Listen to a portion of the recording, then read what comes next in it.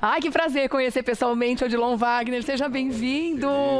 Que coisa boa de ter aqui no Revista, viu? Obrigado por me receber aqui. Uau, né? A gente, um ator desse calibre aqui para bater esse papo. Fique à vontade, meu querido. Amigo de muitos anos, né?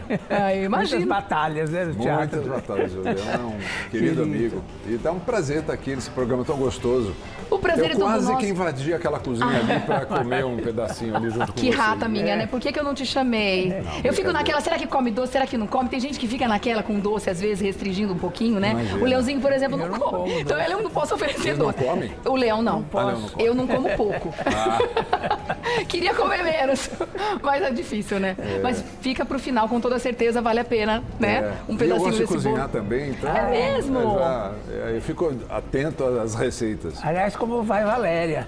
A galera tá muito E bem, Rodrigo? graças a Deus, minha mulher tá bem, tá muito bem. Que bom. Maravilha. Vamos conhecer um pouquinho mais. Então, você falou uma faceta que a gente não conhecia, que gosta de cozinhar, Sim. gosta, né, de ir pra cozinha. Quantos anos já como ator, como essa profissão Este incrível? ano, 2023, faz 53 anos de carreira.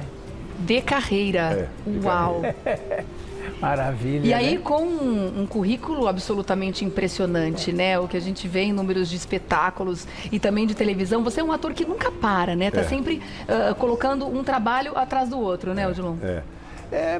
Na nossa área não tem muito jeito, né? A gente tem que estar agitando, porque se você, ator, quando pergunta assim, ator, agora está descansando, significa que está desempregado. Quer dizer que a coisa não tá boa pro Não lado está dele. boa. Fala, agora está de férias. Tô de Me férias. dê esse direito. Agora estou parando. São poucos os atores que podem se dar o luxo de parar um tempo. Eu adoro aquelas pessoas que falam, vou tirar um ano sabático. Gente, Mas como é que tira um sabático? quem são Quem essas que pessoas? paga as contas no ano? Como elas pagam as contas? O que elas comem? Onde vivem? Eu fico me perguntando também, como tira um ano sabático, gente? Não consegue tirar uma semana e olha lá. Esse Agora- ano foram 10 dias que eu tirei também. Agora no final do ano. 10 dias no ano inteiro. Muito bom. Agora, Odilon, como é que começou a tua carreira? Como é que você decidiu ser ator? Bom, eu não vi. Aquelas coisas que acontecem, né? Eu acho que vem muito também da educação, vem muito da formação. Como é importante a gente estimular os jovens a consumirem arte. Música, literatura, teatro, cinema, etc. Porque isso estimula. Se a vocação acontecer de ter para um jovem, maravilha, ele conhece aquele universo. Quando não dá para gostar de algo que a gente não conhece. Exatamente, Né? que ninguém nunca apresentou, né? Então, como a minha mãe sempre incentivava, levava para ver peças, lembra de ver peças de teatro? Eu via, eu morava no Paraná, de onde nós viemos, o Paulo Goulart, Nissete, com a companhia deles que várias vezes, né, tinha uma companhia lá no Paraná, se apresentavam. Eu vi o primeiro stand-up, acho que foi o primeiro stand-up no Brasil, que se chamava José de Vasconcelos. José Vasconcelos, maravilhoso. Grande humorista do passado, tal, que fazia stand-up, ele fazia espetáculos únicos, ele só no palco fazendo humor. De smoking, né? E eu lembro que eu era moleque, lá no interior do Paraná. Então minha mãe levava para tudo. Ela gostava de música, cantava, botava discos, não sei o quê. Ela tinha sido atriz amadora, clube, na sociedade dos clubes e tal. Então ela já estava ela sempre inserida no contexto já, né? incentivava ao consumo. Tá. Na adolescência a gente ia. E aí quando eu estava prestando vestibular, fazendo cursinho, um amigo que era junto também, o Paulo, ele falou, vamos lá fazer o teatro ali na PUC, no Sede Sapiência, ali da PUC, teatro universitário. Eu falei, vamos, mas nós não somos universitários. Ele falou, não, pode, aí entramos. Vamos lá fazer teste e tal. E passei no teste da primeira peça, que estava sendo que era Roberto Lage, Grande diretor, muito conhecido. Uma peça do Brecht, o Baldo Brecht, onde foi o meu primeiro espetáculo. E a partir dali, resultado, nem acabei de fazer o vestibular. Já embarcou direto na profissão. Que maravilha. Aliás, a aula de teatro é uma coisa tão enriquecedora, né? impressionante. Eu costumo dizer que deveria ter no currículo das escolas. Ainda que você não queira ser ator, né? Exatamente. É uma coisa que Porque só tem faz dinâmicas tão maravilhosas ali, né? Que podem tirar tantas coisas boas daquele jovem, daquela criança. Sem dúvida, e fora que abre os caminhos para entendimento, porque assim, a escola tradicional, ela te ensina a ler. Sim. A escola O conteúdo. acadêmica, né? Ela ensina a ler, mas entender o que você está lendo, é através da arte, da literatura, que você entende, que você começa a fazer abre a cabeça para essa reflexões. sensibilidade que precisa Então, ter, né? não necessariamente estudando arte e atividades artísticas, o jovem vai ter que seguir a carreira. Mas ela vai ter uma compreensão maior do mundo, do universo, isso que é importante. E tantos outros são despertados para uma nova profissão. Sim, sim. Novos caminhos, né? Eu acho que a arte sensibiliza o ser humano, né? Por isso que a gente está precisando tanto de arte, né, nesse momento, né? Você sabe que, só um detalhe, Claro. uma coisa importante. Tem uma pesquisa que foi feita recentemente que diz que em 2030 a quantidade de profissões, existirá uma quantidade de profissões, talvez maiores do que tem hoje, que a gente nem sequer Sabe que conhece, existe. sabe Sim. que profissões são essas. Sim. E na área da, vamos dizer assim, criativa, da indústria criativa, que é artes, cultura, games, culinária, moda e todas essas áreas criativas é a maior capacidade de empregabilidade que existirá no futuro, Sim. porque precisa essencialmente da mão de obra humana. E são coisas que com certeza não vão acabar, né? Não acaba. Agora, falando em sensibilizar, né? Eu acho que esses dois que vocês estão colocando no palco aqui sensibilizaram muito a humanidade como um todo, né? Vamos falar deles, então. Que espetáculo incrível que está em cartaz. Ele está de volta, né? Ele já teve uma temporada anterior, né? A gente está falando da última sessão de Freud, de Marc Saint-Germain, que você está no palco junto com o... Cláudio Fontana. Cláudio Fontana, tá? Você interpretando Freud e ele interpretando o escritor C.S. Lewis. É um espetáculo, olha, nesses 53 anos de carreira, eu acho que talvez a experiência mais contundente, mais impactante que eu tive na minha carreira. É mesmo? Primeiro porque o Freud é um personagem... a gente diz que ele não é mais um personagem, ele é um orixá, é um mito. É uma entidade. É uma entidade. Não há... Sim. Ser humano que você fala Freud, alguma coisa ele transcendeu, né? Viralizou, né? Freud explica. Ele transcendeu. No mínimo, eles sabem alguma Meu marido brinca e fala, ele não resolve, mas ele explica, pelo menos explica. Então é um personagem muito... Para um ator, você tem um personagem tão denso que mudou a história... E diz que os psicólogos adoraram você de Freud, que você é a cara do Freud, é isso mesmo? O trabalho lá é uma composição, né? A peça se passa em 1939, no início da Segunda Guerra Mundial, o Freud com 83 anos, e está iniciando uma guerra. Então, bom, o cenário é lindo, né? Nossa, o gabinete, eu tô encantada de ver essa imagem. O gabinete, é isso que vocês estão vendo aí, o gabinete do Freud. E ele chama o Lewis para uma conversa. O Lewis é um escritor muito importante. Essa conversa não aconteceu. Não aconteceu, esse mas encontro entre esses dois. Sim, não, mas esse encontro, assim, eles não eram amigos, não eram próximos. Não. Tá. Oficialmente ela não consta com ter existido. Tá. Mas o Freud era um ateu, assim, militante. E você é um espírita. Eu sou. Como é para você essa... O Freud militante do ateísmo. E o C.S. Lewis era um ex-ateu que se converte ao cristianismo, e um homem importante na Inglaterra naquele momento. Ele defendia a fé raciocinada, não a fé cega, aquela que embarca em qualquer coisa. Uma fé mais científica. Raciocinada, com lógica, com bom senso. Um astro. E durante aquele período da guerra, ele era um dos maiores pregadores do cristianismo, fazia pregações para milhares de pessoas. Tanto é que ele é estudado por todas as religiões. Estudam muito o C.S. Lewis. É de que nacionalidade? Oi? O texto original. O texto original é em inglês. Em inglês. E É a de um tradução livro. da Clarice Aboujanga? Não, é da Clarice Aboujanga. O texto original é de um inglês que escreveu o livro Deus em Questão. Tá. Um dramaturgo americano escreve a peça baseada no livro. Baseada nesse livro, entendi. Colocando esses dois personagens juntos. Tá. E só para pontuar, então, C.S. Lewis é um escritor que, dentre as tantas obras, né, um deles é as Crônicas de Nárnia. Crônicas de Nárnia, ele é mais conhecido no Brasil pelas Crônicas de Nárnia, mas ele escreveu livros infantis, livros importantíssimos. Todo mundo que segue alguma religião, estudou um pouco o cristianismo, estudou ele. Então o Freud convida ele para uma conversa, porque ele não entende como que um homem inteligente como ele, que era ex-ateu, Sim. pode se converter assim, sem mais nem menos. Ele não, então ele chama uma conversa. E a história se passa, então, no gabinete do Freud, os dois conversando sobre existência ou não de Deus, sentido da vida, a sexualidade, temas que são comuns a todo ser humano. Podemos E vai dizer ser sempre que assim, é uma viagem, né, do autor, né, da peça. De imaginar essa conversa imaginar essa acontecendo, conversa, né? Esse debate, Mas né? poderia ter acontecido, porque eles conviveram nesse período, o Freud mais velho e o outro mais novo, eles conviveram nesse período.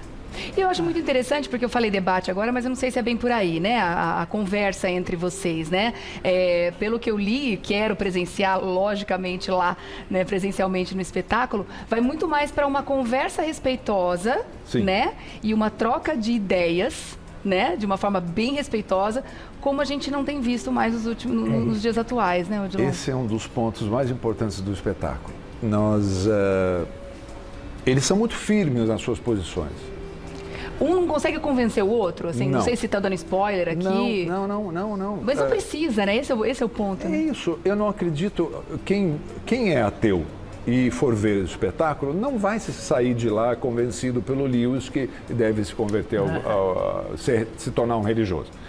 E quem é religioso não vai ser convencido pelo Freud lá. A ideia não é essa. A ideia é que algumas reflexões trazidas por duas cabeças tão inteligentes, tão geniais, que mudaram, cada um na sua versão, o pensamento filosófico do século XX. Eles mudaram. O Freud trouxe uma contribuição gigantesca para a humanidade, o Lewis também. Então, mas algumas reflexões ficam, alguma pulguinha atrás da orelha. É o tal do pensar sobre, né? Bom, eu tenho que pensar sobre isso. E este tema do diálogo, será que duas pessoas que pensam completamente diferente não podem conversar educadamente? Um não precisa convencer o outro, mas não dá para conversar. Não dá para a gente trocar umas ideias e sair amigos, sair aqui, apertar a mão no final e falar, olha, foi um prazer muito grande conversar com você. E uma coisa que a gente faz muito lá no espetáculo, toda sexta-feira tem um debate com um psicanalista e um religioso, ao final do espetáculo. E as pessoas adoram, porque daí faz essa complementação desse trabalho, né? E mesmo os psicanalistas e os religiosos têm uma integração muito interessante.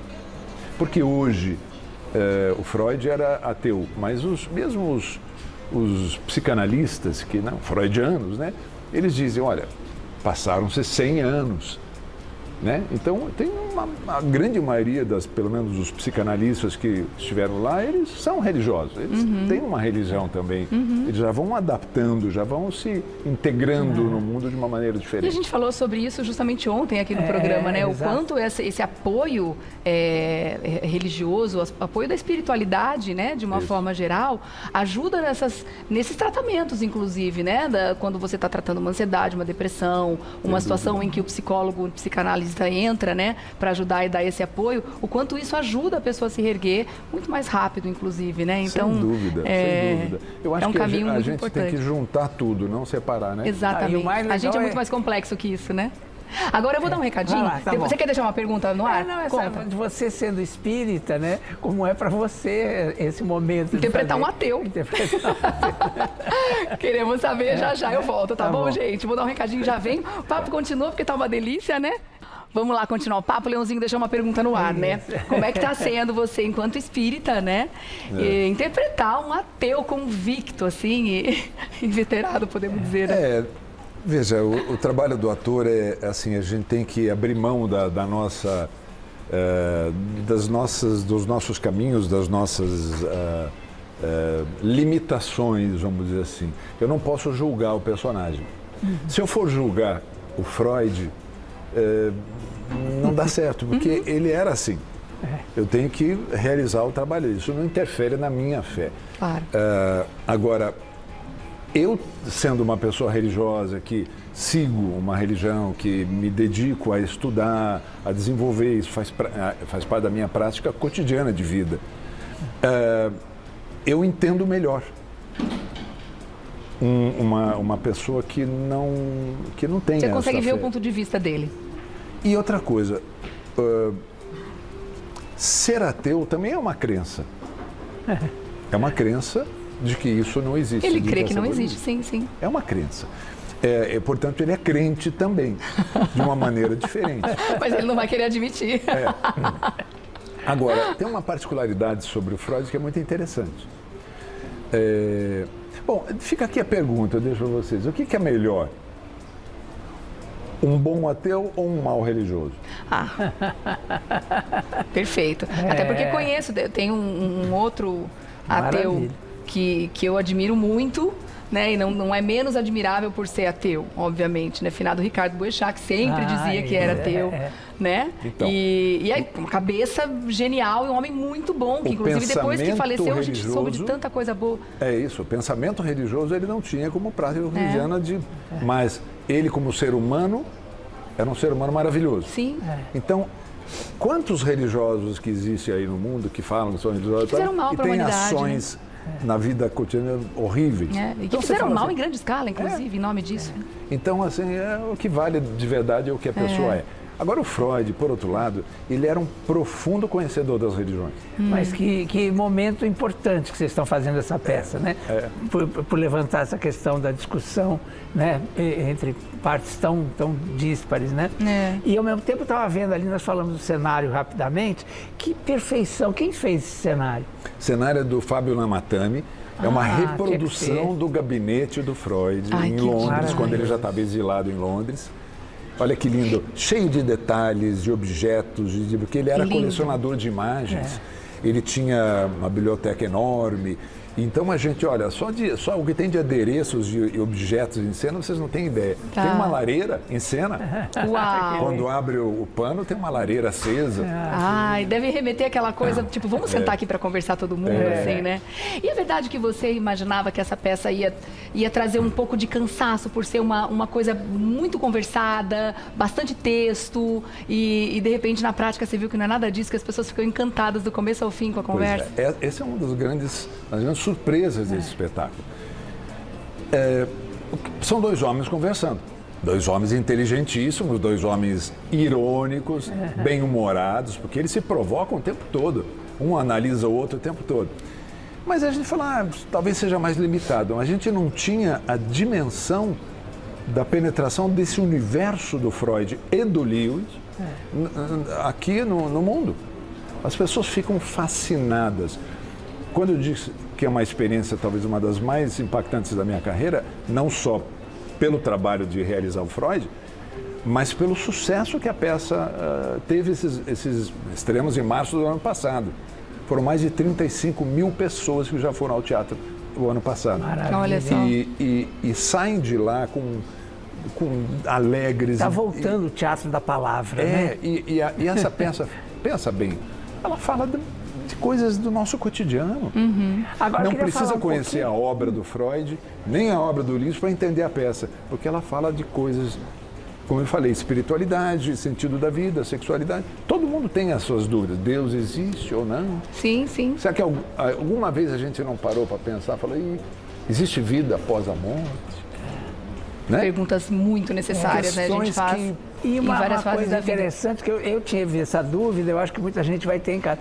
Esse teatro não é novo, né? Nós vocês estão estamos lá fazendo no a Teatro peça. Bravos. O Teatro Bravos é um dos mais lindos teatros de São Paulo. Ele se encontra ali É o Caporé, né? mas é ali no Complexo Cultural Axê, que é onde tem o Instituto Tomiotaki, que é um dos lugares simbólicos de São Paulo.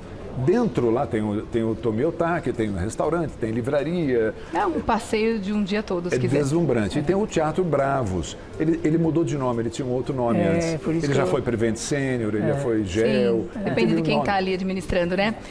Então ela é na rua Coropé, isso? 88 aqui em Pinheiros. E a Pedroso, pertíssimo. Tá bom. Deixa eu aproveitar então, já que a gente está falando do espetáculo, né? E dizer também que a temporada começa dia 20 de janeiro, né? Isso. Gente, eu tô tão perdida no Amanhã. tempo. Tipo, 20 de hoje, não, janeiro. amanhã. Amanhã. Hoje é 19. Amanhã. Então é amanhã, gente. Nossa, mas tipo agora, 20 de janeiro e vai até 30 de abril, quer dizer, uma temporada com um período bacana, mas eu tenho certeza que como vai estar tudo lotado, é melhor você garantir o ingresso o quanto antes, E né? depois que o público daqui com essa propaganda, então é aí que vai lotar. Né? Ah, tomara, é isso que a gente quer ver, Vamos casa ter cheia quentes. sempre, né? Ó, sextas e sábados às 20 horas, domingos às 19, lá no Teatro Bravos, que a gente acabou de falar, tá bom? Agora vamos voltar no passado um pouquinho, né, Eu Léo? queria, porque eu estava pensando, você falando aí, eu estava lembrando que você fez até o diabo numa novela, Corpo a Corpo, né? Nossa Senhora. Eita, aí pesou, né? Na verdade, eu não fiz. Mas todo mundo achava que era eu, porque era Era corpo a corpo. É Corpo a personagem, Corpo, é. Nossa, isso Tinha a foi Débora Duarte, direção do 1980 e Denis tanto, Carvalho. Glória Menezes e tal. Isso. Mas eu não era, tinha um diabo na história, mas não era eu não. Era, puxa, até esqueci quem é que fazia agora, mas era conduzido para Como imaginar se fosse que o meu você. personagem que era, é verdade. E nas novelas, quem foi o mais marcante pra você? Olha, alguns trabalhos foram muito marcantes. Eu gosto muito do Tempo e o Vento, uma minissérie que nós fizemos na década de Amo. 80 também, com a direção do Paulo José. Para mim foi um trabalho, um elenco maravilhoso. Em novelas, teve Por Amor, que foi uma história... Foi o primeiro Talvez personagem gay, eu acho, da telenovela. um personagem, foi o primeiro personagem bissexual, Bissexual. É verdade. que discutiu o tema, é um homem casado, é a Ângela Vieira, fazia Minha Mulher, tinha filhos, e etc e tal. E a discussão era, um homem pode se apaixonar por outro homem, ou uma mulher pode se apaixonar por outra mulher? E se hoje já tem tabu em cima disso ainda, né? Imagina naquela imagina época, né, em que 90. Então, levantou a discussão. Não era um tratamento caricato, onde sempre os homossexuais ou gays eram tomados levados como caricatura. E eu não gosto de caricatura. Você Lá fez era lindamente. sério. Gente. Dá para acontecer? Dá. Desculpa interromper, mas dá uma pena parar um papo desse. Fala sério. Já? Promete que volta. Vamos, a hora que vocês quiserem. Para mim foi Por um favor. prazer. Olha, um mega sucesso nessa temporada. Muito, muito obrigada pela presença. Vamos lá Vocês, ver, vamos. cada um de vocês que estão nos assistindo lá. Com certeza. Uma presença incrível. Ó, pra seguir no Insta, @Odilon Wagner, tá bom? Wagner com W, é claro. E vamos ao teatro, por favor, gente. Passei muito, né? A gente precisa dessa cultura. Obrigada, meu querido. Até uma próxima.